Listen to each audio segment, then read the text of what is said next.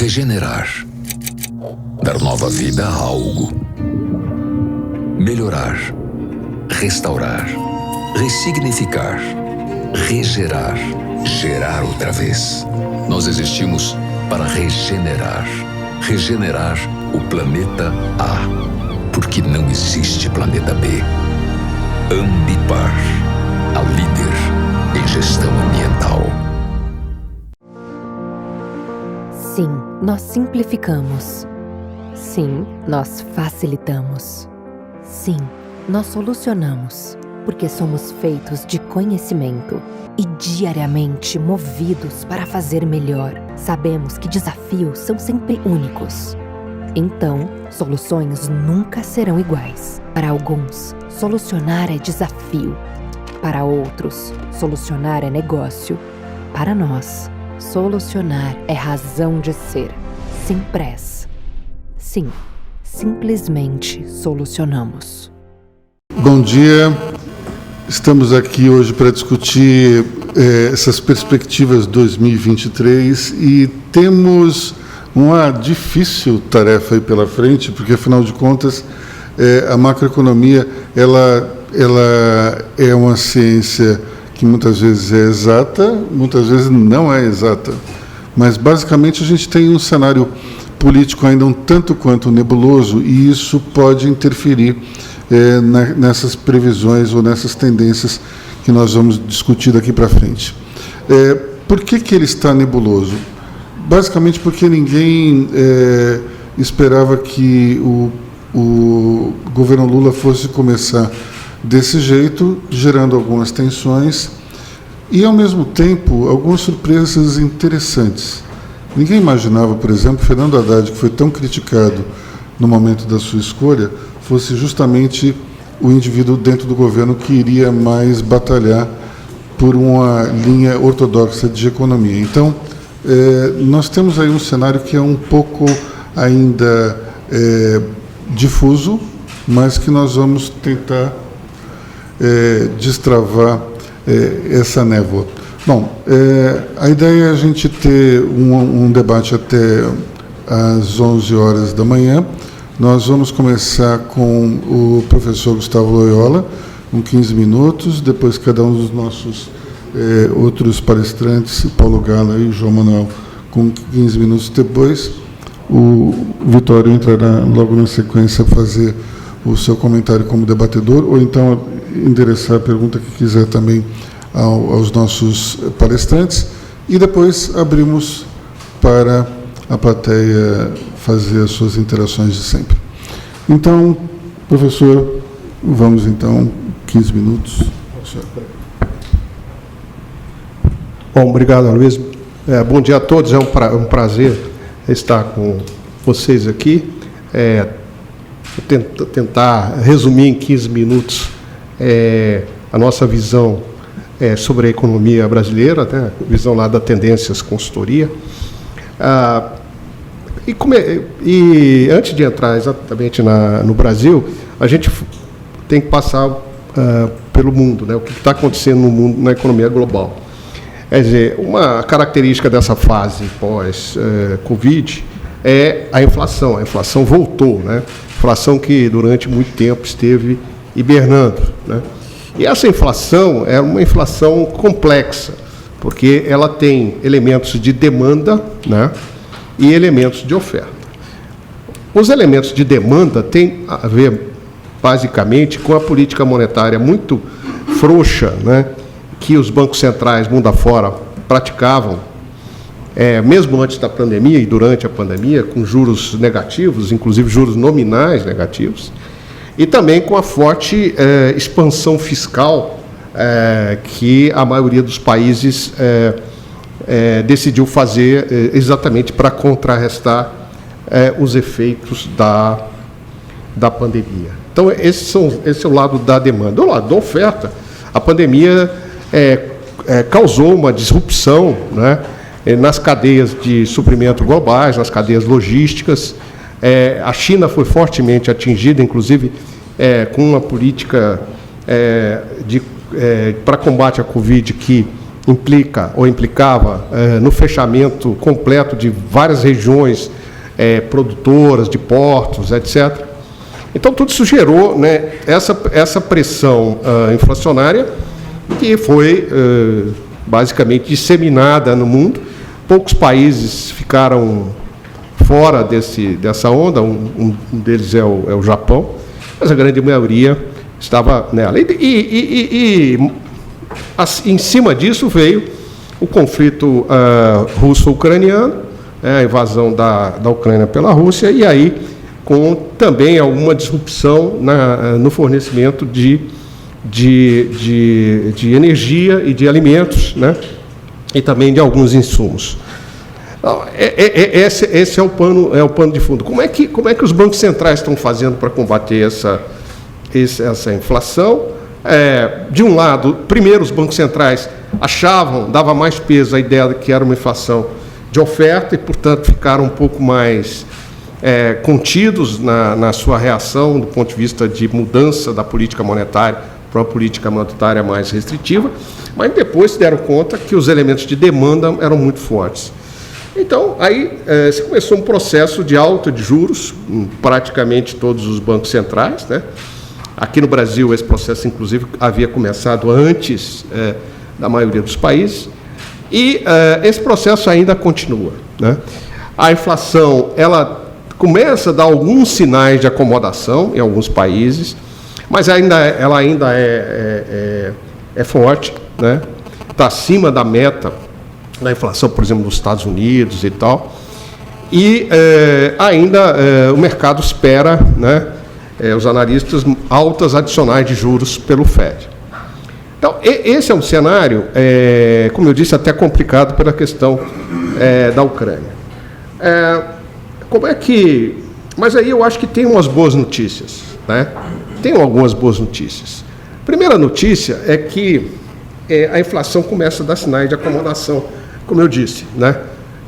Então, isso, por exemplo, já levou os analistas a revisarem para baixo o limite até onde o FED iria aumentar os juros nos Estados Unidos, né? Então, isso já provocou um certo rearranjo dos preços dos ativos, inclusive reduzindo o processo de valorização do dólar, né, em relação a terceiras moedas.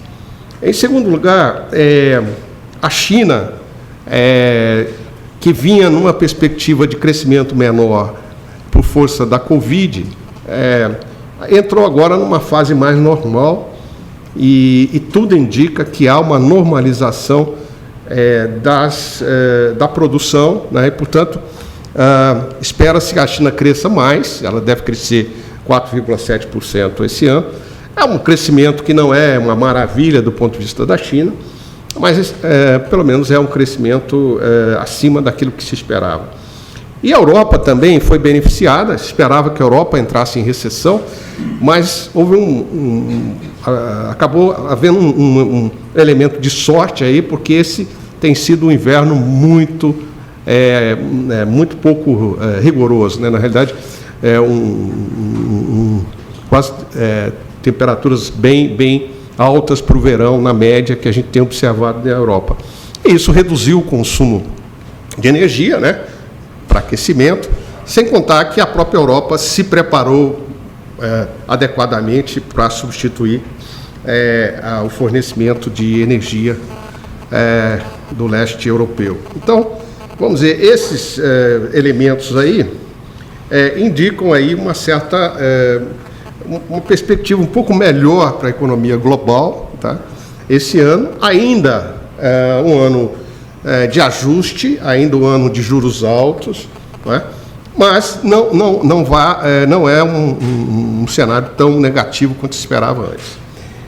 Evidentemente, tem alguns fatores de risco meio imponderáveis, entre os quais, claro, devemos citar o conflito entre a Rússia e a Ucrânia. Nós não sabemos onde isso vai parar, se isso vai evoluir, se nós vamos ter um cessar-fogo à la Coreia, enfim, hoje são especulações. A verdade é que, do ponto de vista militar, não existe até agora a percepção de quem vai sair vitorioso no campo de batalha, se é que alguém vai sair vitorioso. Então, aí tem, de fato, uma dúvida. Bom, aí a gente pode voltar para o Brasil, né? Como é que esse cenário representa para o Brasil? De fato, é um cenário um pouco melhor para o Brasil, quer dizer, menor pressão sobre o dólar, né? Menor pressão sobre o dólar, uma manutenção de um certo nível de demanda externa por commodities, né? Na economia, não estamos falando de recessão, a China, nada disso, e uma perspectiva melhor de crescimento, claro que também afeta positivamente o Brasil. Tá? Então, nós temos um cenário um pouco melhor aí. Aí, voltando, olhando a questão doméstica. O Brasil tem tudo para se aproveitar de um momento relativamente favorável em termos de investimento, né? Principalmente porque onde países emergentes com os quais o Brasil compete estão passando por crises, de alguma maneira, crises políticas, crises econômicas, e o Brasil continua sendo um país, continente, relativamente pacificado e com ambiente de negócios também, com suas dificuldades, evidentemente, mas um ambiente de negócio bastante razoável para investimento. O que acontece? O que tem impedido que o Brasil se aproveite mais de perto de toda essa onda global são os riscos políticos e macroeconômicos, né? Riscos políticos que eram muito mais agudos antes da eleição, porque não se sabia o que poderia acontecer, né? Mas que agora ainda perduram, porque, de fato, nós estamos diante de um novo governo, com uma agenda que, no discurso, é uma agenda mais negativa do ponto de vista dos mercados. Eu falei no discurso, porque na prática isso não tem se verificado. E, enfim, e toda aquela incerteza que a gente tem sobre o ambiente macropolítico. E do ponto de vista econômico, o grande nó que nós temos é a questão fiscal, né? E o governo Lula herda uma situação fiscal aparentemente boa, mas só na aparência, porque o superávit primário que o ex-presidente Bolsonaro entregou não era sustentável, porque havia muita despesa reprimida, né? Então, evidentemente, o governo atual tem aí um dever de casa importante para fazer do ponto de vista fiscal, e, ao mesmo tempo, tem uma agenda fortemente expansionista de gastos, seja no gasto social, seja em outros tipos de gastos que estavam sendo reprimidos na gestão anterior. Tá? Então, esse é um quadro com o qual começamos o ano. Começamos o ano também com um nível de taxa de juros muito alto, o Banco Central lutando contra a inflação teimosamente acima da meta de inflação, né? E, portanto, isso trouxe uma desaceleração da atividade econômica do Brasil. Então, nós estamos com uma perspectiva de crescimento esse ano do PIB em torno de 1%, quando muito, né? Em razão da necessidade de o Banco Central manter esses juros por mais tempo nos níveis atuais. Nós acreditamos que os juros devam ficar neste patamar até pelo menos o início do quarto trimestre do ano. Por outro lado, as pressões sobre o câmbio são menores. Nós acreditamos que o câmbio não deve fugir muito aí de 5,20, 5,25 ao longo do ano. Claro que pode ter volatilidades aí, mas não vejo uma explosão na taxa de câmbio. E a inflação deve ficar acima da meta, né?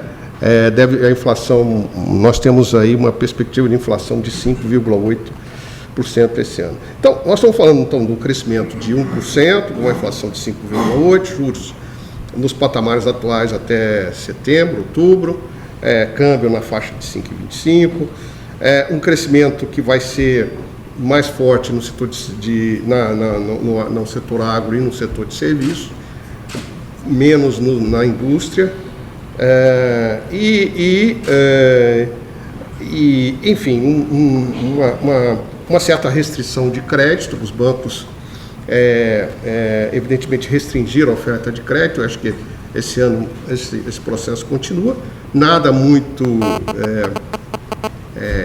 vamos dizer assim, exagerado, como a gente já viu em algumas crises anteriores, mas é verdade que houve uma redução do crédito, e aí tanto da oferta quanto da demanda, porque os juros aumentaram, né? E isso, obviamente, afetando a atividade econômica. Essa é a questão macroeconômica. Olhando assim um pouquinho a questão macropolítica, eu acho que nós temos que... Acho que vale a pena chamar a atenção para um fato, que o governo é amplamente minoritário no Congresso, né? Os partidos que apoiaram na eleição o presidente Lula, eles têm 140 deputados. Então é muito aquém do mínimo para se conseguir a aprovação de um simples projeto de lei. O perfil do Congresso brasileiro é um perfil de centro-direita. Isso significa que, na realidade, como a gente já está vendo, que aquelas pautas tradicionais de esquerda, elas não têm campo livre no Congresso. Então, aquela ideia, vamos enterrar a reforma trabalhista, vamos fazer não sei o quê, isso aí, esse tipo de medida não passa. Tá?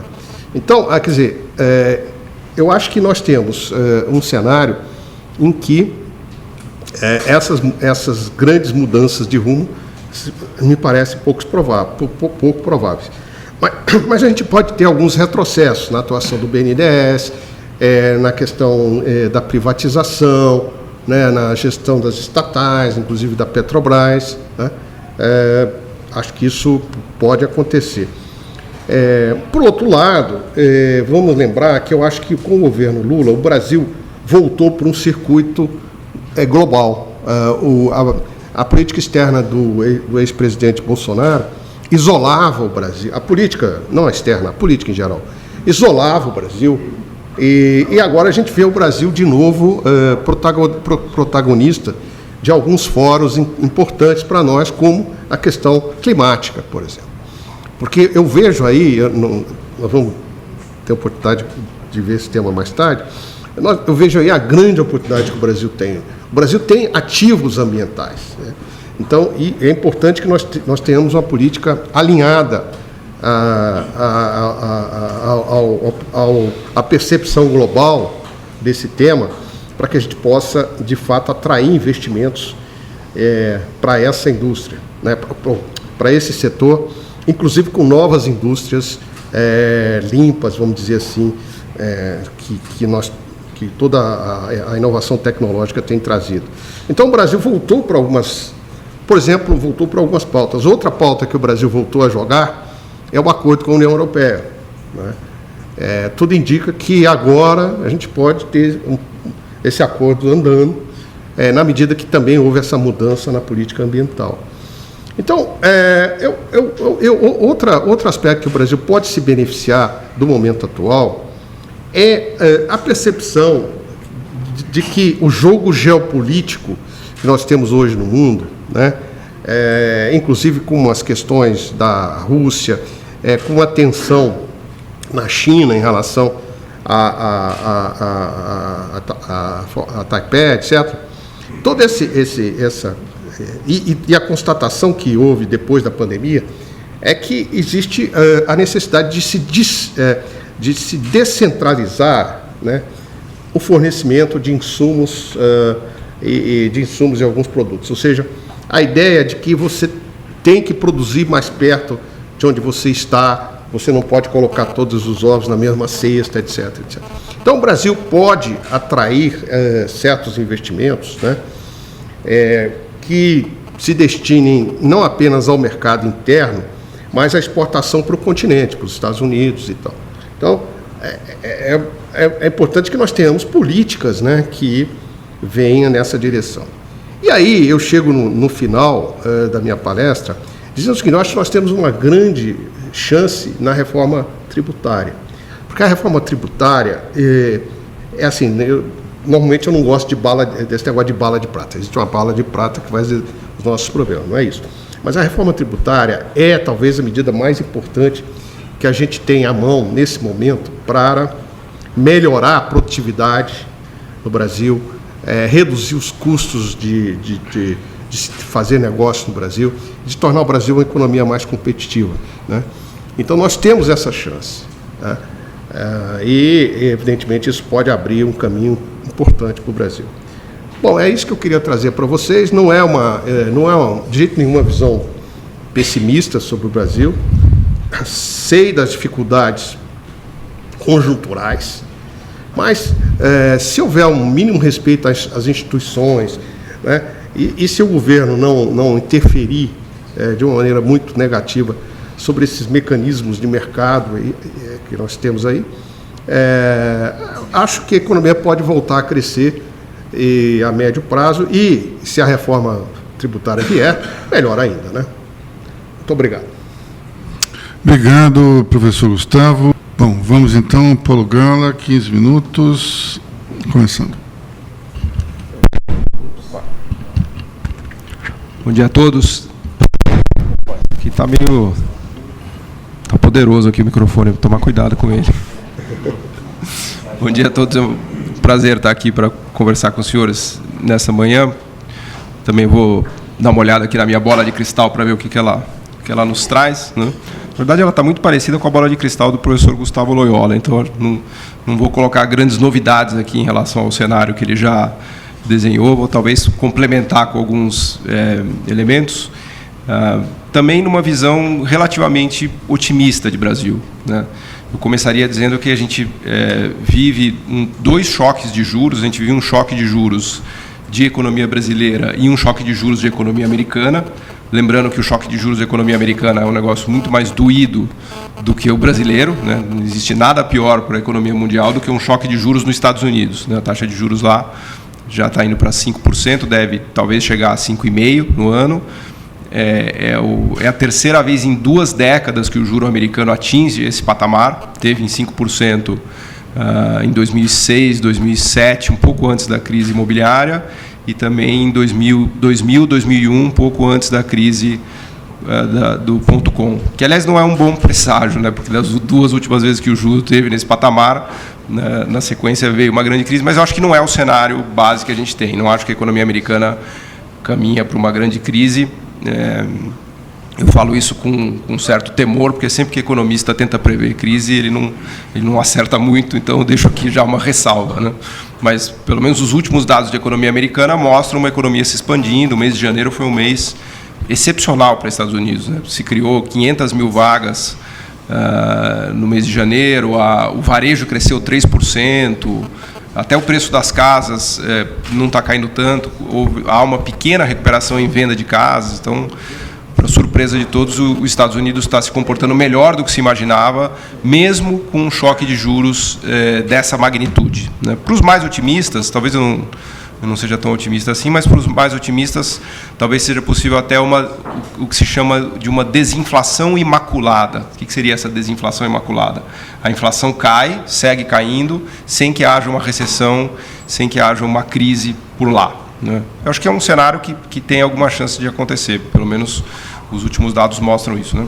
Mas o ponto que eu queria fazer é que o Brasil vai muito bem se a gente imaginar que há um choque de juros nos Estados Unidos e um choque de juros na economia brasileira. Em outros momentos a gente sofreu muito mais, né?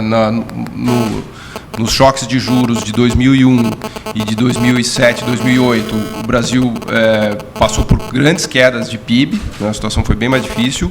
No choque de juros que a gente teve também no final do governo Dilma, em 2014 e 2015, o PIB mergulhou em mais de 3,5%, houve uma queda do PIB de 3,5% em 2015 e 2016, né? De modo que é importante lembrar isso, porque como as coisas estão bem, às vezes a gente esquece, né? Então eu queria destacar que a gente está conseguindo resistir a esse choque de maneira bastante interessante, né? Então, com o juro aqui de Selic a 13,75, que não é pouca coisa, e com o juro lá de 5, o Brasil ainda conseguiu crescer ano passado 3%, que, aliás, foi a maior taxa de crescimento do Brasil desde 2012, 2013, né? E esse ano é bem possível que a gente cresça 1%, né?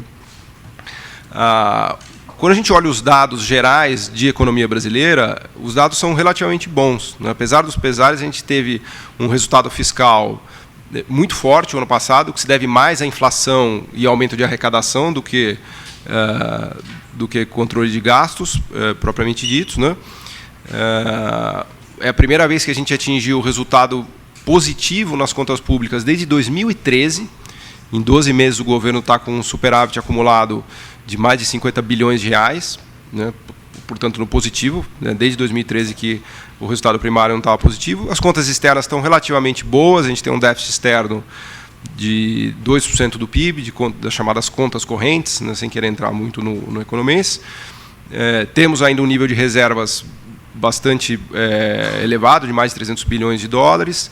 Temos um superávit na balança comercial de próximo de 60 bilhões de dólares durante praticamente 3 anos consecutivos, 2021, 22 e 23, nosso superávit comercial vai ficar na casa dos 60 bi, muito disso graças a esse boom de commodities que o professor Loyola nos explicava há pouco, focado no agro e em commodities minerais, né?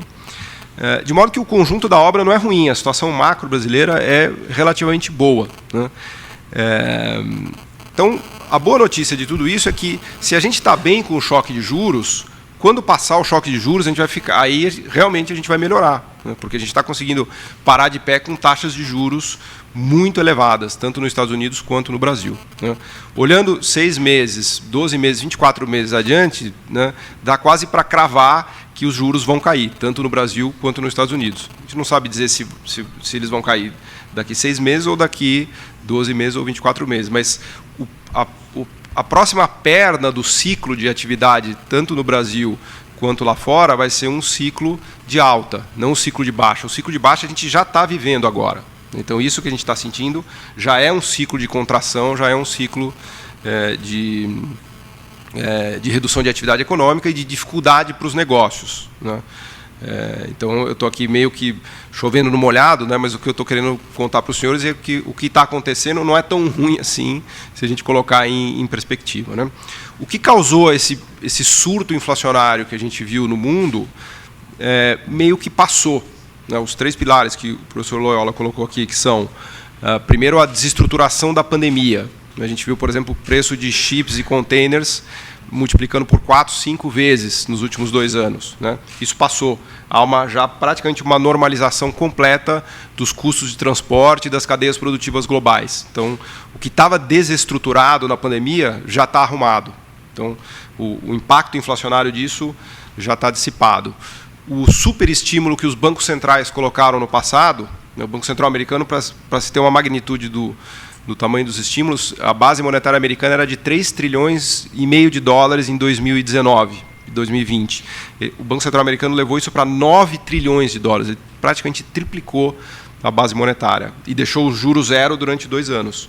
Isso também passou, porque agora eles levaram juros de 0 para 5. Aliás, foi a maior alta, o delta, né, de 0 para 5 em 12 meses, foi a maior variação desde o início dos anos 80.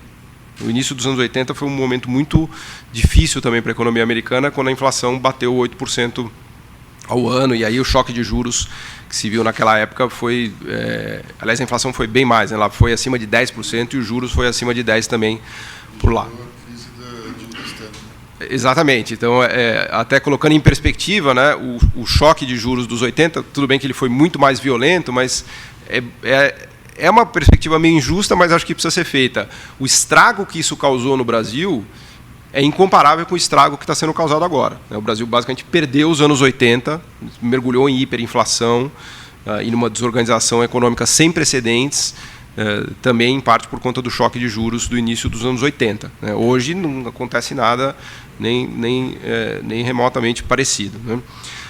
Então, o que eu chamo dos 3 pilares da inflação global, que são a desestruturação das cadeias globais, o conflito da Rússia e da Ucrânia também, que causou alta de preços de combustíveis e de grãos, né? O mercado de grãos foi muito impactado. Rússia e Ucrânia respondem por mais de 1/3 do mercado mundial de trigo, né? Só para dar uma ilustração disso, né?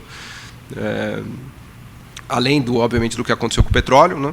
Mas os efeitos do conflito estão dissipados. A gente não sabe fazer previsão de conflito. Eu, como economista, a última vez que eu falei disso, minha previsão era que o conflito ia durar 2 semanas. Né? Então, já passou 1 ano e o conflito continua. Então, eu não vou nem me arvorar a falar nada disso, porque eu sequer consigo acertar as coisas de economia, quanto mais de geopolítica. Mas, enfim, o fato é que o efeito do conflito nos preços econômicos, né, na economia, estão dissipados. Né? Lembrar que o petróleo foi a $130, e agora o petróleo está em $80. Faz 3 meses que o petróleo não consegue sair desse nível de $80, o Brent.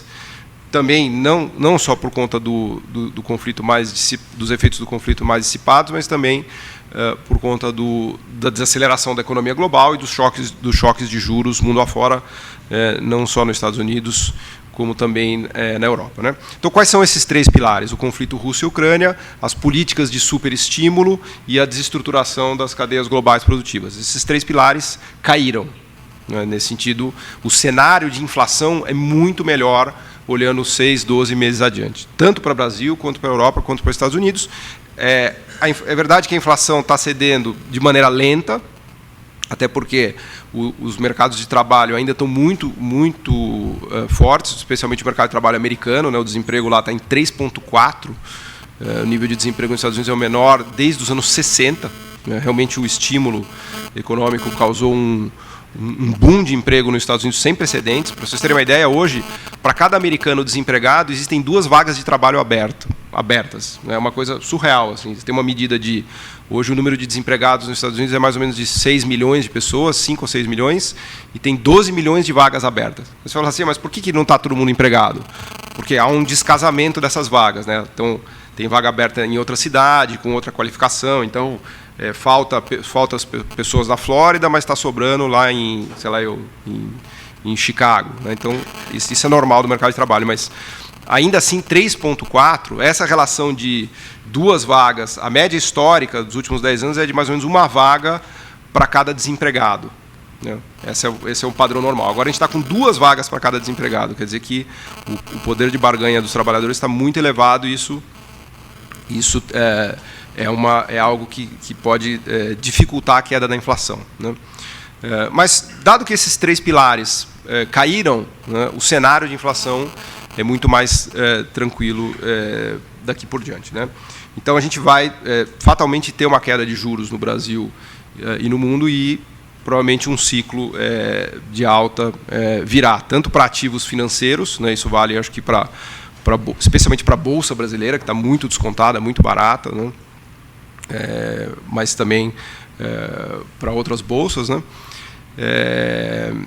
E agora, pensando mais especificamente sobre o novo governo, né, sobre como esse cenário bate aqui, é interessante porque assim, o Lula ele montou uma equipe que vai, especialmente a equipe econômica, que vai contra o que ele tem dito. É uma coisa meio curiosa, né, porque ele meio que montou uma equipe para segurar ele mesmo. Né. Se você olhar a linha de frente que tem na área econômica, que é a Simone Tebet. Veja, a Simone Tebet estava concorrendo com ele na eleição. O vice-presidente, que é o Alckmin, que estava concorrendo com ele na outra eleição. E o Haddad, que está longe de ser um petista radical, né, se a gente olhar a equipe econômica que ele colocou, é uma equipe econômica que vai, inclusive, contrária ao PT, no limite, se quiserem. Né. A equipe econômica está longe de ser uma equipe petista puro sangue. Né. Se a gente olhar o secretariado também, né, todo o secretariado do Ministério da Fazenda quanto do Planejamento, tem pessoas bastante ortodoxas e com uma visão bastante fiscalista. Né? Por exemplo, o Rogério Seron, que é o secretário do Tesouro, foi o responsável pelo grau de investimento que a gente teve aqui no município de São Paulo. Né? O município de São Paulo, na gestão Haddad, ganhou grau de investimento, teve uma gestão bastante fiscalista. Né? Então, na medida em que essa equipe continue a trabalhar e continue a ter a confiança do presidente Lula, eu acho que as coisas estão bem encaminhadas. O mês de fevereiro foi um mês, acho que bastante ilustrativo a esse respeito. Foi um mês de muito conflito, de muitas críticas do próprio Lula ao Banco Central, à independência do Banco Central, à meta de inflação, mas no final do dia nada foi feito. A meta não mudou, a meta foi preservada, continua a meta de inflação para esse ano de 3,25% e para o ano que vem de 3%, que aliás eu acho uma meta muito, muito baixa. Eu acho que isso deve inclusive mudar no futuro. Eu acho que a gente se empolgou lá atrás, né, de achar que o Brasil era uma Suíça e podia ter uma meta de 3%, né? Mas não acho que é o momento de mudar agora. Passaria uma imagem muito ruim, né, porque o governo, imagina, o governo assume, acaba o teto de gasto, acaba a meta de inflação, acaba a autonomia do Banco Central, aí a coisa ia desandar completamente. Então, não me parece que será esse caminho a ser seguido pelo governo. Não faria sentido botar essa equipe na sequência já tirar a autonomia dessa equipe. Não quero dizer com isso que está garantido que essa equipe continue. Eu acho que se passar 6 meses, passar 1 ano, a economia não voltar a crescer, a inflação não ceder, se os resultados não aparecerem, e esse é um risco que a gente tem que colocar, obviamente, no radar, no horizonte, é que essa equipe seja mudada. Se essa equipe for mudada, aí as linhas de política econômica podem mudar, né? Com esta equipe que está lá, me parece que haverá, claro, não é evidente que não é uma equipe igual à equipe do Paulo Guedes, é uma equipe de um governo de esquerda, uma equipe que tem outras prioridades, mas me parece que essa linha fiscalista deve continuar a ser seguida e, portanto, não vejo grandes rupturas no cenário brasileiro desta perspectiva, né? Ou seja, mantida essa equipe, mantida essa linha de política econômica, nesse cenário de desinflação global e nesse cenário de desinflação brasileira, eu acho que a gente pode colocar na conta aí corte de juros e uma melhora do ciclo econômico, né? Nada atrapalha mais uma economia do que uma taxa de juros em 13,75. Esse é um remédio muito duro para curar uma doença que é a inflação, mas assim, a gente está tomando cargas de antibióticos assim, altíssimas, né? Então, quando o juro voltar a cair, basta a gente ver o que aconteceu há 2 anos atrás. Quando a Selic veio a 2%, a gente teve um boom imobiliário, a gente teve um boom de crédito, teve assim, a economia, não à toa, o Brasil cresceu 3% no ano passado. Aliás, o que aconteceu no ano passado foi reflexo do 2021. O que está acontecendo em 2023 é reflexo do 2022. Né? A economia ela vai sempre funcionando meio defasada, meio atrasada. Então, agora a gente está colhendo os frutos das políticas de 2022 e, em 2024, a gente vai colher os frutos das políticas que estão sendo feitas em 2023. Né? Então, esses são alguns pontos aqui que, na verdade, complementam o que o professor Loyola tinha nos dito. E eu queria também falar uma palavra sobre a questão ambiental, sobre o ESG e sobre o posicionamento do Brasil nesse tema, né? Ontem teve a notícia do Kerry, aqui no Brasil com a Marina, falando que eles podem trazer mais de 9 bilhões de dólares para o Fundo Amazônia. O Fundo Amazônia, para quem não conhece, é um instrumento interessantíssimo que a gente tem de política pública. Ele é pilotado pelo BNDES, né, e ele avalia projetos para investir na Amazônia que sejam, obviamente, ambientalmente sustentáveis e que tenham a ver com o desenvolvimento ali do ecossistema produtivo da Amazônia. Ele é um fundo hoje que estava parado, porque o governo Bolsonaro tinha basicamente congelado esse fundo. Hoje ele deve ter algo como 4, 5 bilhões de reais, se muito. Imagina se eles conseguem colocar 9 bilhões de reais, são quase 50 bilhões de reais no Fundo Amazônia, né? 50 bilhões de reais para investir na Amazônia não é pouca coisa. Só para ilustrar um ponto do que isso pode significar em termos de destravar investimentos, de abrir linhas de crédito e linhas de financiamento para investimento no Brasil, né? Eu tenho dito que o ESG para o Brasil, a questão da sustentabilidade ambiental, da transição climática e da transição energética, tem que ser não um ponto de compliance, tem que ser um ponto de core business, sem exagerar aqui no jargão de administração, né? O que eu quero dizer com isso? O Brasil ele não tem que preservar o meio ambiente porque ele tem que preservar. Ele tem que preservar, todo mundo tem que preservar. Mas isso para o Brasil é um business. O Brasil ele vai ganhar dinheiro fazendo isso. São poucos países no mundo que têm a possibilidade de ganhar dinheiro preservando o meio ambiente, né? A gente já tem exemplos práticos disso, né? Sempre a energia hídrica é um belo exemplo no Brasil, mas agora a gente tem energia eólica e fotovoltaica, por exemplo. Hoje, 10% do nosso parque energético já é eólico, já é mais do que Itaipu. Isso é um ponto simbólico interessante. Hoje o Brasil gera mais energia eólica do que Itaipu e gera mais energia fotovoltaica do que Itaipu também. Então a gente conseguiu, em poucos anos, construir um boom de energia limpa, mais ainda limpa, né? Mais do que a gente já tinha de hidrelétrica, com esses parques eólicos do Nordeste, que são uma fronteira de investimento incrível. E agora vem, na sequência, investimentos em hidrogênio verde, em amônia verde, um monte de derivados dessa energia limpa que interessam muito para o mundo. Então, o Brasil está construindo hoje a maior planta de hidrogênio verde do mundo. O Brasil tem potencial para ser o grande player de ESG. Não como compliance, também como compliance, mas principalmente como core business, né? E o mundo inteiro está olhando para o Brasil. Então, esse exemplo dos 9 bilhões de dólares do Fundo Amazônia é só uma pequena ilustração do que pode ser essa entrada de recursos para a economia brasileira, especialmente na região norte e nordeste, que são as regiões mais atrasadas do país, né?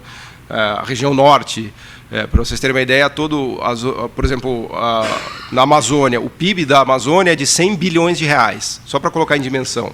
O PIB brasileiro é de 10 trilhões, da Amazônia é de 100 bilhões. Disso, 90 bilhões é a Zona Franca de Manaus. Se você tirar a Zona Franca de Manaus, desaparece a Amazônia, não tem nada. Então, vai restar 10 bilhões de reais de produção de todo o estado do Amazonas, que não a Zona Franca de Manaus. Seria uma catástrofe ecológica, porque hoje você tem uma população enorme que está lá, que vive graças à Zona Franca. Então, se a Zona Franca fosse desmontada, a destruição ambiental disso seria enorme. Mas por que eu digo isso? Então, essa é uma região atrasada. Os estados do Nordeste também, para você ter uma ideia, tem um PIB de 70, 80 bilhões de reais por ano. O PIB de São Paulo é de 2,5 trilhões de reais, do estado de São Paulo. Estou dando esses números só para vocês terem uma dimensão da diferença econômica entre o Norte, o Nordeste e o Sul e o Sudeste. E por que eu digo isso? Porque o Nordeste está muito bem posicionado para a questão ambiental, né? Essas fábricas de hidrogênio verde estão sendo construídas no Nordeste. O porto de Pecém, hoje, no Ceará, é o maior polo de produção de hidrogênio verde do país, né? Então, e toda a energia eólica, né, como disse um amigo meu, começaram a botar uns ventiladores lá no Nordeste e está ventando muito lá agora, que são essas turbinas eólicas, né? Na verdade, os ventos alísios lá do Nordeste que é mais uma riqueza que a gente tem, não só o sol, como o vento do Nordeste, né? E o Nordeste está muito mais bem posicionado logisticamente. Aliás, aqui no Brasil ficou tudo bem invertido. São Paulo é o pior lugar do Brasil para ter se industrializado, porque ele está longe do mar, tem a Serra do Mar, não consegue exportar, né? O Nordeste seria o lugar, vamos dizer assim, ideal do ponto de vista logístico para a gente ter montado a nossa indústria, né? Mas agora, por incrível que pareça, existe essa oportunidade, né? Então, existe essa oportunidade de uma industrialização verde no Nordeste, né? Enfim, com isso eu concluo aqui, para não me alongar muito, mas eu acho que a gente tem um cenário bastante otimista, olhando para frente desse ponto de vista da questão ambiental. Obrigado.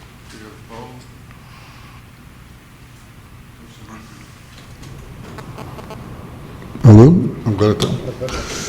Bom, sabe que quando você falou da questão dos juros e talvez da demora da equipe produzir resultados e ser trocada, eu lembrei de uma música do Chico Buarque, que dizia o seguinte: se demorar uns meses, convém às vezes você sofrer. Mas passando um ano e eu não vindo, põe a roupa de domingo e pode me esquecer. João Manuel Campanelli, e com você. Bom dia, pessoal. Alô? Funcionando? Opa, tá sim. Bom dia, pessoal. Um prazer estar aqui com vocês mais uma vez. Obrigado pelo convite. É sempre bom a gente estar se reunindo para conversar sobre perspectivas, porque a cada dia que passa, dada a nossa ansiedade cada dia maior, a perspectiva nos acalma um pouco e às vezes nos dá um ponto de reflexão importante. Eu tive em novembro aqui, na última reunião sobre perspectivas, o meu comentário foi que a projeção é que a gente tivesse um ano quase que com o mesmo comportamento de que a gente estava tendo em 2022, né? E repetindo, inclusive, alguns números, né? A gente estava vivendo um fator que era uma incógnita naquele instante. O governo Lula havia acabado de ser eleito, então havia a PEC da transição correndo e todo mundo falando dos impactos valor de 168 bilhões de reais, as novas estruturas ministeriais que aumentavam os números, né? E aí a gente já tinha algumas discussões, como foi bem colocado pelo professor Loyola e pelo Paulo, a dívida interna, a consequência de pressionar, a Selic tinha acabado de sofrer o último ajuste praticamente no mês de outubro, não é? Mas por outros lados a gente tinha uma série de coisas que estavam acontecendo, não é? E aí eu quero chegar a 2023, não quero ser muito repetitivo e eu com certeza não vou gastar os meus 15 minutos, porque eu acho que o que já foi falado aqui é mais do que suficiente. Mas alguns pontos que são importantes para a gente deixar no nosso radar é que aguardar essa reforma tributária é a grande incógnita que a gente tem hoje, que deve dar o drive do que será a política econômica desse governo. Essa reoneração da gasolina nos mostra uma posição ortodoxa, como o professor Loyola nos falou, né? Mas ao mesmo tempo também uma pegada ESG, porque quando ele deixou o etanol com um número mais baixo, ele diz, olha, isso aqui é verde, vamos incentivar esse consumo, eu pelo menos tenho essa leitura.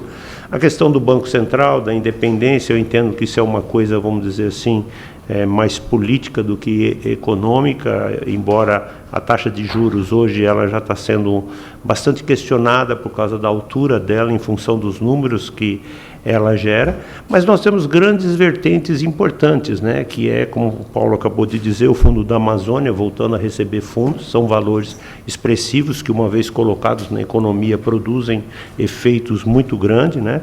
Nós ainda temos ativos baratos, como já foi comentado aqui, e nós temos muitos estados, principalmente os estados do sul do país, né? São Paulo, o próprio Rio de Janeiro, Minas, mas o sul, Rio Grande do Sul e Santa Catarina e Paraná, fazendo as parcerias público-privadas, o que atrai muito investimento e a desestatização, né? Saindo do metrô, saindo da administração das barcas, as estradas e outras coisas.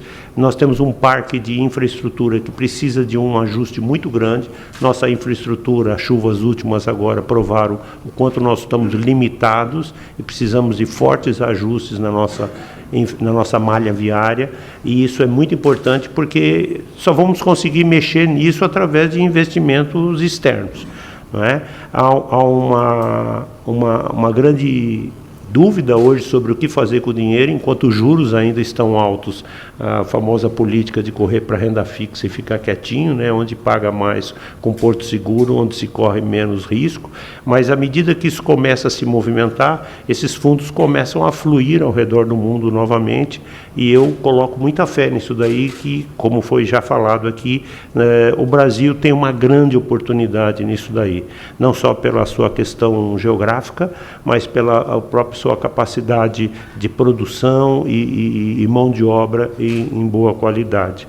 Mas a gente tem algumas coisas que preocupam, e aqui eu quero comentar, gastar um pouco de tempo sobre isso. Primeira coisa, a gente tem um impacto no mundo, na economia global, que são os cenários migratórios que estão acontecendo ao redor do mundo. Né?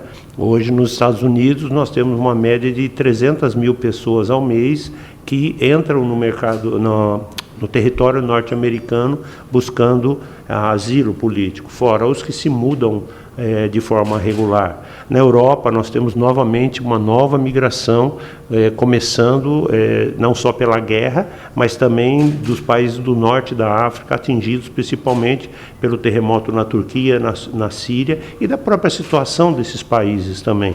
Então, isso eu entendo que também faz com que a pressão sobre o gasto público aumente e gere mais insegurança também. Eu, particularmente, tenho uma preocupação grande, não vi nenhum dos senhores falar, mas eu quero pôr a discussão, que a guerra da Ucrânia e da Rússia, ela já produziu seus impactos, como foi bem dito, 1/3 do trigo do mundo é negociado pela Ucrânia, mas a gente tem a parte de fertilizantes, que foi muito afetada, principalmente a questão da importação de fertilizantes para países como o Brasil, com o agronegócio, é um componente muito importante, e esse ano já se fala na dificuldade de se ter fertilizantes para produção e distribuição. Foram desenvolvidos vários processos para substituir, para criar outros mecanismos, mas nós já começamos a ver isso. Então, eu acho que é uma forma silenciosa disso vir impactando pode minar o nosso processo no agronegócio, esse processo dos fertilizantes. E, por último, e não mais novo do que nenhuma carta do baralho diferente, é a questão da insegurança jurídica no Brasil, né? A última decisão do STF de reabrir discussões definidas e julgadas, eu acho que coloca pontos na economia muito fortes, que podem ter impactos que são difíceis de mencionar e dizer sobre eles. Eu sou uma pessoa extremamente otimista para o Brasil, eu acredito que o brasileiro tem a capacidade sempre de se reinventar, criar saídas, mas à medida que a taxa de juros voltar, como o Paulo encerrou a fala dele, eu acredito que a economia tem uma retomada quase que automática, o mercado ganhou uma forma dinâmica de se autogerir, de se auto-administrar, mas a gente precisa ver quanto tempo essa falta de política econômica vai nos levar a essa incerteza e essa indefinição do que nós vamos fazer. No mais, eu acho que todos esses pontos que já foram colocados, eu acho que são mais suficientes. Eu não gostaria de ser repetitivo e gostaria de ir para um debate que eu acho mais divertido e gostoso. Obrigado, gente. Obrigado, João Manuel. Vamos aqui para o nosso querido Vitório Danese fazer suas considerações, sempre oportunas. Bom dia a todos. Está ligado aí? Alô. Bom dia a todos, obrigado pelo convite, um prazer estar com vocês. Depois das brilhantes exposições do professor Gustavo e do Paulo, que me dão um alento à situação que nós estamos vivendo, eu gostaria de fazer algumas considerações como CEO de empresa. Nós estamos falando aqui de boas perspectivas e de uma possibilidade de ter uma retomada do crescimento econômico a médio prazo.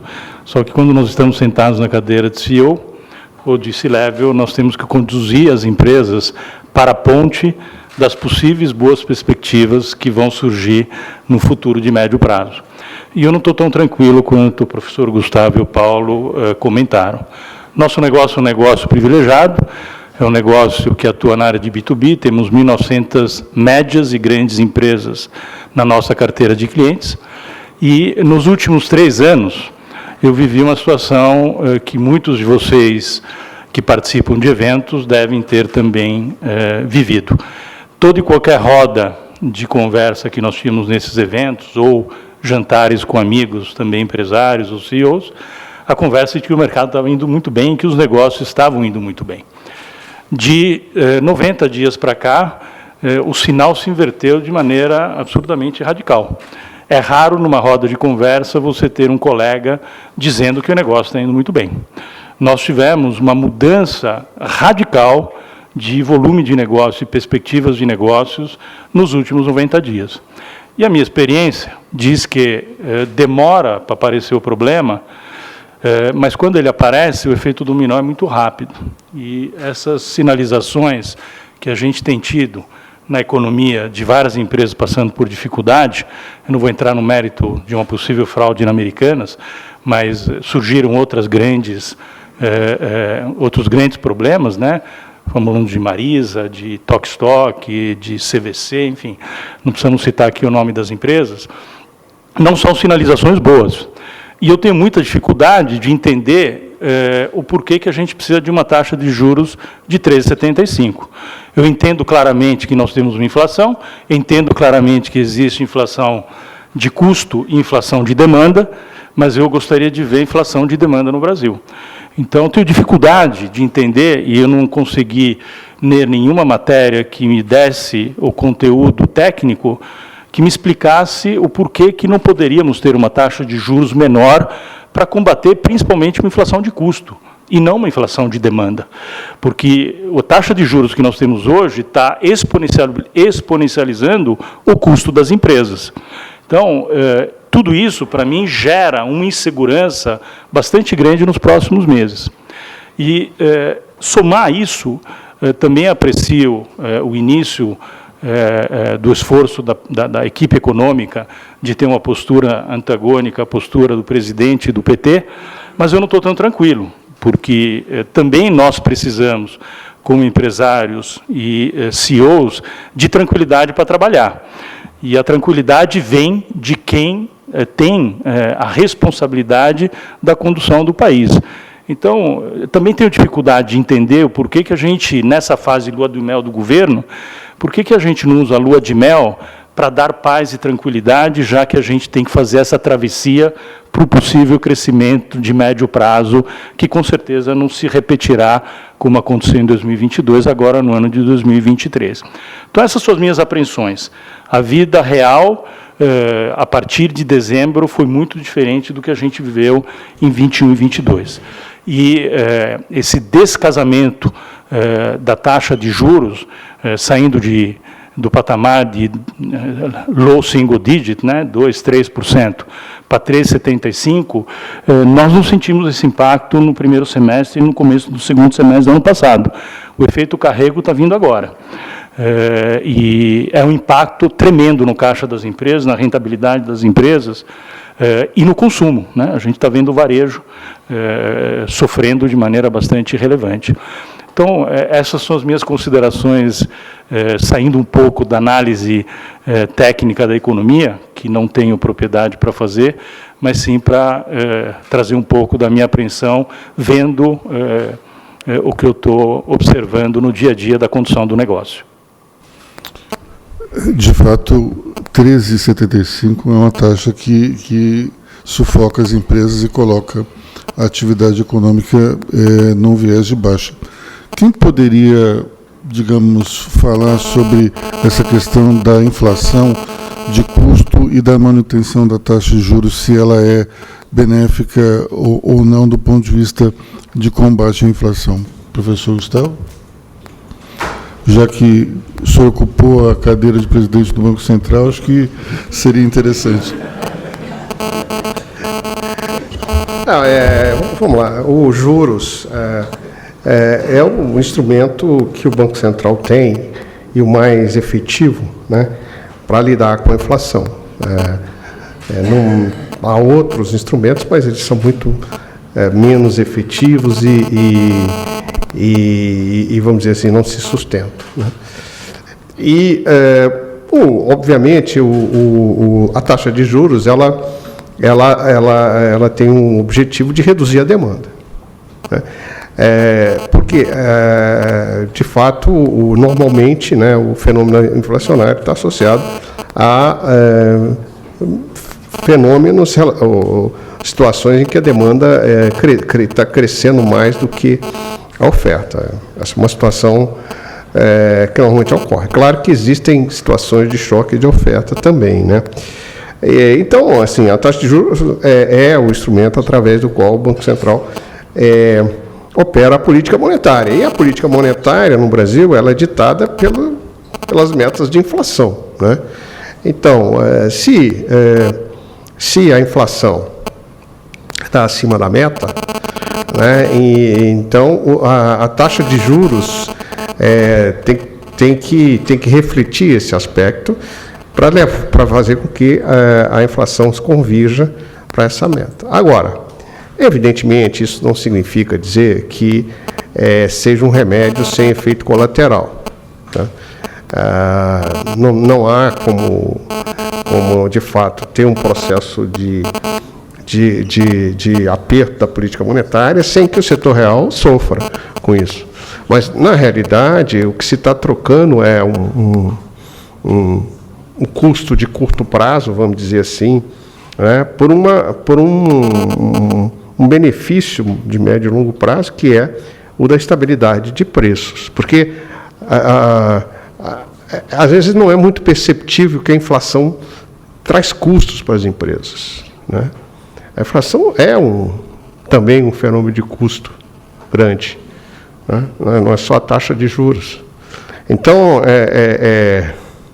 vamos dizer assim, é um remédio amargo às vezes, né? Mas ele tem que ser ele tem que ser ministrado, né? Porque senão nós podemos,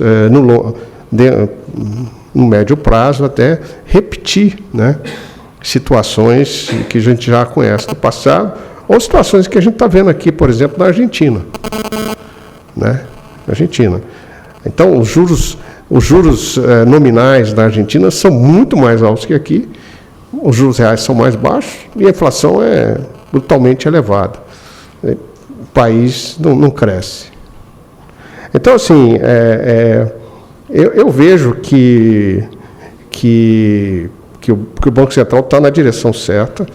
Agora, como foi mencionado aqui, economia não é engenharia. Tá? Não tem esse negócio de traçar uma linha com uma régua, traçar um ciclo com compasso, né, calcular com régua e compasso quanto é que vai ser a taxa de juros ideal. Isso não, infelizmente, a economia não existe isso. Tem muito a ver com a percepção de quem está no exercício da política monetária e tal. Por isso que você pode criticar os juros de 13,75, não exagerados, pode ser que estejam, pode ser que pudesse ser um pouco abaixo disso. Mas isso, a meu ver, não descaracteriza, né, essa necessidade que se tem de manter a inflação sob controle. Essa é a minha visão. É um remédio amargo, mas ele que tem que ser ministrado. O Vitório quer continuar a discussão, né?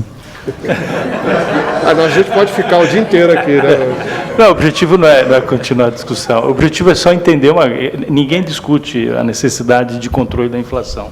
É evidente que ninguém quer inflação. Agora, o que é difícil de entender é por que a gente precisa de um juro real de 7%, 8%. Quando, na realidade, os Estados Unidos subiram o patamar de juros, estão com juro negativo de 3%, e já tem aí o possível, né, soft landing aí, da inflação, e aqui a gente precisa de um juro de 7%, 8% se a gente não está em inflação de demanda. A diferença é que a base monetária americana é mundial, não é somente restrita ao país, né? Mas eu acho que seria interessante o Paulo talvez explicar para a gente esse conceito de inflação de custo, inflação de demanda, porque nós já tivemos, com os juros altos, uma queda na demanda, mas mesmo assim a inflação se mantém em tendência de alta. Então, seria interessante talvez explicar isso para que a discussão fique mais interessante. Na verdade, quando tem um choque de custos do lado da oferta, o que o Banco Central tenta combater é o que a gente chama do efeito secundário desse choque de custo. O efeito primário ele nunca vai conseguir combater, não tem como. O petróleo saiu de $20, foi para $130. Então, isso teve um efeito inflacionário brutal, né? Aliás, foi um choque do petróleo, de novo, que a gente viveu durante a pandemia, né? Impossível o Banco Central combater um choque dessa magnitude com política de juros. Se ele quisesse combater mesmo, ele teria que ter colocado o juro em 20%, 25%, teria destruído a atividade econômica. Então, ele tenta combater os efeitos secundários. Agora, essa calibragem, né, na margem de quanto tem que ser o juro, realmente é muito delicada, porque a gente parou em 13,75, poderia ter parado em 13, poderia ter parado em 12,5, poderia ter ido a 14,5. Quer dizer, isso a gente brinca que o pior emprego do mundo é do ministro da Fazenda, o segundo pior emprego do mundo é do presidente do Banco Central. É um ônus muito grande essa decisão de subir. O terceiro é do assessor de imprensa do ministro da Fazenda. E o efeito da política monetária ele é dramático mesmo, né? Esses dados que você menciona, se a gente olhar todos os dados da economia brasileira a partir de novembro já começam a dar uma mergulhada. A gente teve queda do varejo em novembro, queda do varejo em dezembro, a pesquisa mensal de serviços também está estagnada, os dados de janeiro também não estão bons, então a gente de fato está com uma carga de juros muito, muito violenta, né? O próprio mercado já tinha colocado corte de juros, né? Alguns analistas, eu mesmo a gente já tinha colocado uma previsão de corte de juros na metade desse ano, lá para junho, julho. É perfeitamente possível você imaginar um cenário do juro começar a cair, né, e a inflação convergir, até porque a taxa real ainda está muito muito elevada, né? Em termos de taxa real, a gente está falando de uma inflação esperada de, sei lá, de 6% para um juro de 14%, é um juro real de 8%, né? É a maior nível, se a gente pegar em 2 décadas, em poucos momentos da história, a gente teve uma carga de juro real tão elevada. Então, eu acho que a percepção, né, do Banco Central brasileiro foi de que essa taxa era necessária, eles levaram para esse nível, colocaram lá na ata, e é onde estamos, mas, enfim, outra trajetória poderia, não quero aqui, assim, é fácil criticar, né, porque o Banco Central realmente tem que tomar decisões muito ruins, mas não dá para a gente cravar que a inflação poderia, de repente, convergir com um juro menor também, né? Isso é perfeitamente defensável. Precisa ver se alguém teria coragem, né, de ter feito isso, né? Também, para quem está lá no Banco Central, o professor Loyola pode falar melhor do que eu, ele esteve sentado na cadeira. Também é muito difícil, porque depois, se a inflação estoura, vão acusar o presidente do Banco Central de ter deixado a inflação ter saído do controle, e aí a gente vai para um caso tipo Argentina, tipo Turquia, com inflação de 70%, 80% ao ano, que também é horrível, né? Então, essa discussão é sempre muito difícil, né? João Manuel, se o Banco Central abaixasse os juros agora, qual seria o efeito direto na inflação? Na inflação? Bom, meu negócio é câmbio, não é inflação, então começa a mudar por aí. Então, qual seria o efeito no dólar, então? Vamos mudar a pergunta. Não, eu acho que o impacto da taxa de juros na inflação, eu vejo ela muito pequena, se houvesse uma baixa, porque a inflação, como já foi falado aqui, ela existe hoje tanto por demanda como por consumo. Está aí a situação. Então, nós temos, por exemplo, carros hoje que, se você for comprar, você tem fila de espera, né? Você tem alguns eletrodomésticos que não são para pronta entrega, né? Móveis em algumas características estão levando até 60, 90 dias para entregar. Então, existe uma demanda maior, e então tudo isso. Eu não acredito que a inflação cederia rapidamente. Ela vai continuar e ela corre o risco de, como o Paulo bem falou agora, até recrudescer e apresentar um fôlego novamente. É um jogo de xadrez bastante complicado, essa definição da taxa de juros versus a inflação, porque é um remédio, como o professor comentou conosco essa manhã, que você vai dando em doses, aí aumenta a dose, diminui a dose, torna a aumentar a dose, é algo bastante complicado, e ele tem o seu viés que precisa ser administrado, e eu acho que o grande desafio que a gente tem é tirar a política disso e fazer a decisão econômica correta, que eu acho que é o grande desafio que a gente tem. Professor, vamos lá. Eu não queria só... em economia, assim, em economia, diferentemente de outras ciências, você não consegue fazer uma experiência, né? Ter um laboratório, fazer uma experiência para ver que resultado. Mas nós temos o passado, nós temos situações em que o Banco Central reduziu os juros e não deu certo. Eu vou citar um caso, e não vai nenhuma crítica ao meu colega e amigo Alexandre Tombini, mas vamos dizer, a política do Tombini. Tombini, em 2011, quer dizer, ele assume a presidência do Banco Central, depois do Henrique Meirelles. Ele mantém a política, os juros ainda sobem, acho que 2 vezes, e depois, meados do ano, ele começa a um processo de queda de juros. E esse processo leva os juros ao menor patamar histórico na época, eu acho que foi em torno de 7,5%, algo assim. E ele fez esse processo de queda com as expectativas de inflação subindo e a inflação subindo. Tanto é que no mercado futuro, nessa época, o juro estava muito alto e o presente estava muito baixo. Na realidade, a expectativa dele era que a taxa de juros de equilíbrio, a taxa de juros neutro no Brasil, tinha caído. Então, não precisava ter uma taxa de juros tão alta. Esse era um dos... A outra é que ele queria lidar com um cenário externo que estava se mostrando mais desafiador. A verdade é que, de repente, a inflação saiu do controle, e quando lá, já às vésperas do impeachment da Dilma, em 2015, em 2014, aliás, antes mesmo de 2015, o Banco Central tem que voltar a subir os juros. Subiu os juros em 2014, subiu os juros em 2015, né? Inclusive, quando o Ilan assumiu a presidência do Banco Central, todo o trabalho de subida de juros já tinha sido feito. O Ilan não subiu os juros de jeito nenhum, ele só recuperou a credibilidade do Banco Central. Não precisou subir os juros mais nada. E a partir daí, o que teve? Dentro de algum momento, ele começou os juros a cair de novo. Então, teve uma experiência, a gente teve uma experiência que não deu certo. Você baixou os juros com a inflação em alta. Bom, eu queria só um esclarecimento em relação à questão da taxa de juros, que é a seguinte: nós temos um mercado meio esquisito com uma demanda reprimida em alguns mercados e uma demanda em queda em outros mercados. Quando nós temos um mercado consumidor assim, qual que é a cartilha? O que a gente deve fazer?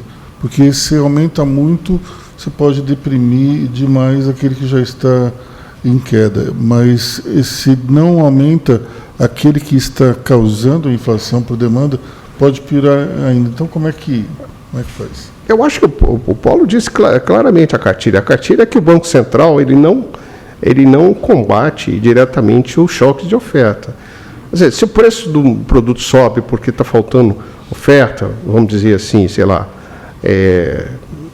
você não tem componentes e tal, o Banco Central não tem como, não tem nem instrumentos para combater esse tipo de problema. O mesmo quando sobe o dólar, o petróleo, como ele disse. Agora, os efeitos secundários que estão os problemas. Inclusive, tem uma questão que é o seguinte: quanto da inflação futura no Brasil depende da inflação passada. Tá? Esse coeficiente aí, né, que mede essa relação, no Brasil ele tende a ser mais alto do que outros países. A gente pode especular aqui muito por que ele é. Mas, na verdade, você tem os processos de desinflação no Brasil são mais lentos, tendem a ser mais lentos, exatamente por essa memória de indexação, vamos chamar assim, que nós temos aqui ainda. Então, isso torna aumenta o custo da desinflação, aumenta o tempo, a dose do remédio no Brasil tende a ser um pouco mais alto do que em outros países. Tem alguns trabalhos que mostram isso. Tem alguma polêmica e tal, mas acho que a gente pode dizer que isso acontece. Então, eu acho que no Brasil, você tem que... e outra coisa, só para... O regime de metas de inflação, ele não é um regime em que o Banco Central tem as mãos atadas, ele tem flexibilidades dentro dele. Por isso é que existe uma banda de tolerância. O Banco Central ele tem como trabalhar esse processo de choque de oferta na banda, exatamente na banda do regime de metas. Né? Ele tem como fazer isso, ele pode fazer isso. Isso é perfeitamente das regras do jogo. Tá? Bom, nós estamos chegando aqui no final do painel. Ninguém se manifestou para fazer perguntas, mas eu vou escolher alguém. Ah, não, temos aí. Vamos lá, cadê o microfone?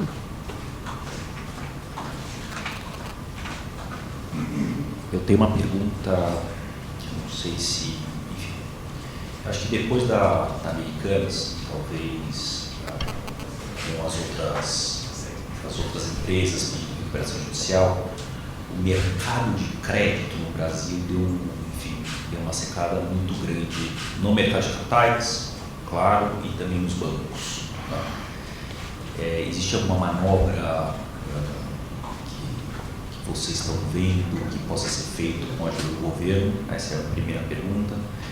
E a segunda pergunta é falar um pouco dos dados recentes de desemprego, que apesar da gente estar entrando num processo de economia para baixo, os dados de desemprego eles estão melhores.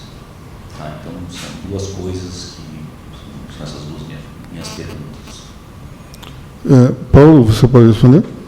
Tem uma linha de liquidez direta do Banco Central que foi utilizada durante a pandemia que pode ser reativada por conta do estresse no mercado de crédito. Então, eu já vi análises de que o governo está atento a isso e que provavelmente eles vão reativar essa linha. É uma linha que foi muito usada, parece que o volume passou de 100 bilhões de reais durante o período da pandemia. É uma nova linha que o Banco Central desenhou para socorro, né? E eu acho que muito provavelmente deve ser ativada aí nos próximos dias.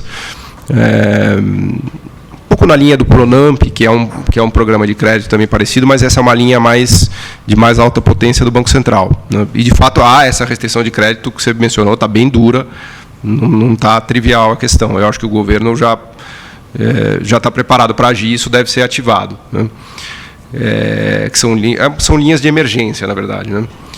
E a questão do mercado de trabalho, é importante lembrar que o mercado de trabalho é um pouco defasado. O mercado de trabalho está sempre reagindo ao que aconteceu 3, 6 meses antes. Até porque a decisão de contratar e demitir é uma decisão lenta.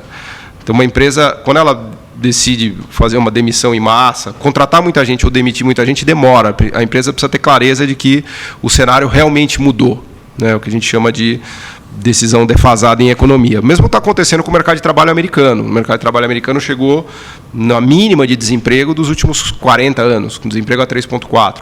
O desemprego no Brasil também está na mínima, de 7,9%, é um desemprego muito baixo. Desde 2000 não antes até, acho que 2012, 13, que em 13 ele começa a subir já. 13, 14, né? Então, nós estamos falando de pelo menos da mínima do desemprego em uma década. Só que isso ainda é reflexo da política econômica de 2021 e 2022, quando a Selic média ainda estava muito abaixo, né? Provavelmente a gente vai ver uma alta do desemprego esse ano. Eu acho que ele deve voltar acima dos 8%. Não está no horizonte, pelo menos do que eu tenho visto, de programas de demissão em massa, de um grande aumento do desemprego no Brasil, mas certamente não vai ser esse mercado tão forte como a gente está vendo. Então, nos próximos 6 meses, a visão é de que o desemprego até suba um pouquinho no Brasil, né? Otávio, cansado? Alô? Bom dia, obrigado pela palestra dos senhores.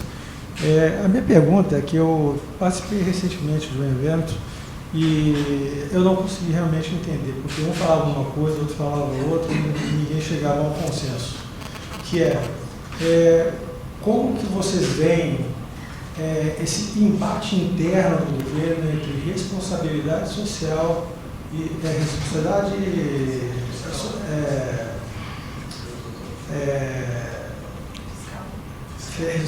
fiscal com justiça social. Isso é possível nesse governo, com tantos desafios financeiros? Responsabilidade fiscal ou justiça social? Tem como fazer os dois, professor? É claro que tem, né? Eu não vejo nenhuma oposição entre esses dois conceitos.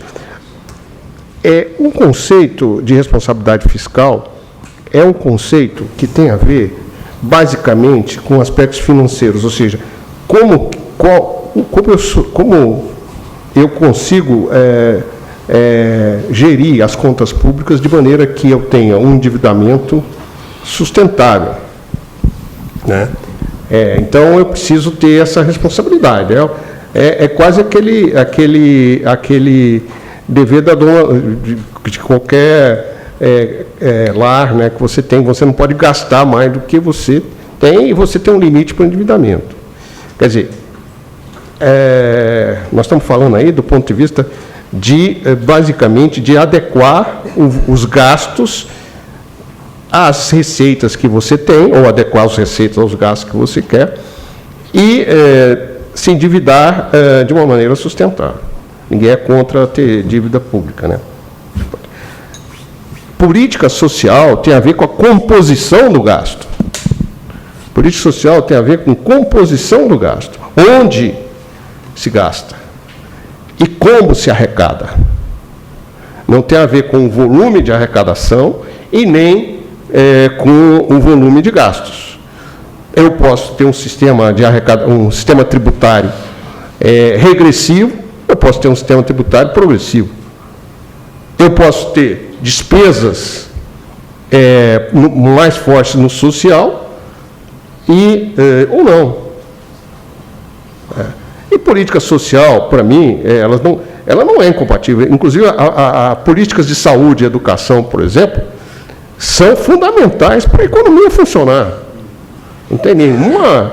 Quer dizer, não tem uma restrição a isso. Agora, o grande problema no Brasil é que você quer aumentar os gastos sem abrir mão do outro lado de outras despesas, ou sem aumentar a arrecadação, né? Que é outra alternativa, pior, mas é uma alternativa. Esse é o problema. Não há essa oposição. Essa é a minha visão. Tá?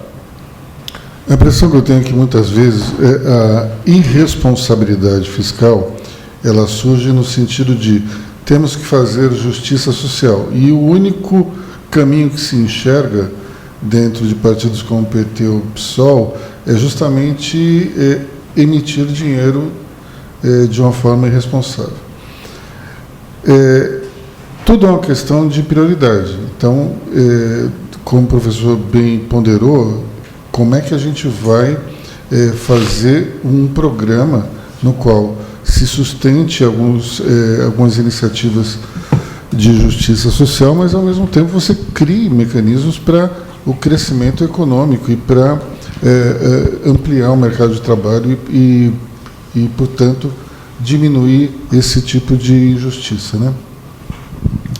Meu caro, Maia. Opa, tá ótimo. Bom dia, gente. Obrigado aqui pela palavra e, inicialmente, parabenizar, realmente tá muito interessante, assim, todas as apresentações foram fantásticas, né? Eu queria pegar gancho num comentário que o Loyola fez agora, mais por último, né? Para devolver, na verdade, uma pergunta, qual é a visão que ele tem sobre isso, se ele concorda com uma impressão que me dá. Realmente, a gente viu aberta, né, toda essa discussão agora, né, sobre o papel do Banco Central, inclusive independência, etc., né? E sempre me pareceu que a discussão ficou, ou tem ficado, né, muito focada nessa questão, né, que foi bem lembrada aqui, né, se a inflação, a origem da inflação, né, se é uma inflação de custo, se é uma inflação de demanda, né, e tem sido deixado de lado, assim, parece, uma outra perspectiva que me parece igualmente importante, que foi explorada agora, né, do Banco Central na gestão da inflação, na gestão da política monetária, que é essa questão da ancoragem de expectativa, né. O Banco Central como um agente regulador ou moderador dessas expectativas de mercado, né? E aí vem até um pouco daquela brincadeira de quando essa discussão emergiu, né, de independência, etc., ali no horizonte de 2, 3 dias, uma semana, as perspectivas de inflação começaram a subir, né? E as pessoas começaram a comentar, falaram, pô, mas peraí, né? Não mudou nada de estrutural aqui, né? O que a gente tem de novidade é só uma discussão, né? Enfim, aqui aberta, né? Sobre o papel do Banco Central, etc., e isso já gerou uma mudança, né, nas expectativas futuras de inflação, né? O que aconteceu ali e tal, e realmente eu acho que foi um pouco desse processo de expectativas desancoradas, né? As pessoas imaginando no futuro um cenário de Banco Central com independência comprometida e aí já precificando isso na inflação. E aí aquela brincadeira, né, que a gente sempre tem em economia, né, de quando todo mundo acredita que um preço vai subir, ele acaba subindo mesmo, né? Então, assim, queria te ouvir um pouquinho, Loyola, assim, se você concorda com essa impressão que eu tenho, assim, né, da importância desse papel do Banco Central também nessa frente, né, enfim, né, de como ancorador de expectativas, né, e se o que aconteceu, a gente viu acontecer agora, e até naquele episódio mesmo, né, de Tombini, Dilma e tal, né, são evidências, ainda que em parte, desse processo, né, de uma desancoragem de expectativas e tal. Acho que é muito boa, bem lembrada a questão, porque é o seguinte, o regime de metas de inflação, ele vem depois de uma série de outros, enfim, substituindo uma série de outros regimes monetários que nós tivemos, e no fundo, o que os regimes monetários fazem é sempre procurar uma âncora nominal. Qual é a âncora que funciona para que os preços, né, não subam, para que haja uma estabilidade? Então, por exemplo, teve um período histórico que usado eram os agregados monetários, você O Banco Central olhava o crescimento da base monetária e tal. Tem regimes que usam câmbio, né? Câmbio fixo, por exemplo, como a âncora, né? Desde um câmbio fixo mais light, vamos dizer assim, até um currency board, que a gente viu na Argentina, por exemplo, na época do Domingo Cavalo. E o regime de metas, ele vem exatamente para dar uma âncora para as expectativas, que é a meta de inflação. E essa âncora só funciona se o Banco Central tiver credibilidade. Ou seja, se os agentes econômicos acreditarem que o Banco Central tem capacidade e vontade, né, determinação de fazer com que a inflação convirja para aquela meta. E, a partir daí, o mercado faz as suas expectativas para o futuro. E, por trás de todo esse raciocínio, vem a ideia, né, como você mencionou, de que a expectativa de inflação afeta a própria inflação presente. Ou seja, se a expectativa de inflação desancora, ela sobe, a inflação presente, no momento contemporâneo, vai aumentar, né? Então, por isso que é necessário você ter essa ancoragem de expectativa. Como eu disse há pouco, no Brasil tem também, além do componente expectativas, esse componente meio de inércia inflacionária, né, que acaba, vamos dizer assim, fazendo com que esse processo de redução da inflação seja um pouco mais longo. Mas é fundamental a convergência. E o ataque ao Banco Central mina justamente a credibilidade. Porque fica aquela história, então o Roberto Campos vai sair, vai mudar, o Congresso vai mudar a lei do Banco Central, etc, etc, etc. Né? E aí gera todo esse efeito, né, que você mencionou. O Travelex Bank é o primeiro banco do Brasil focado em câmbio. E ter um especialista em operações com diferentes moedas é mais econômico e vantajoso para seu negócio. Aqui você conta com mais agilidade e segurança em suas operações internacionais. Para o fechamento de um câmbio, de uma importação ou exportação ou uma operação financeira. Muito mais do que um banco tradicional em que o câmbio é só mais um serviço. Nós somos referência. Acesse travelexbank.com.br. Sucesso tem um significado diferente para cada um. Nem sempre é sinônimo de riqueza ou fama e pode estar em coisas bem mais simples. Sucesso é transformar sonho em realidade. E sonho, cada um tem o seu. E nada melhor do que poder contar com parceiros para escrever essas histórias. O Banco Master chega para ajudar você com soluções focadas no seu sucesso, independente do que seja sucesso para você. Banco Master, seu sucesso, nossa maior conquista.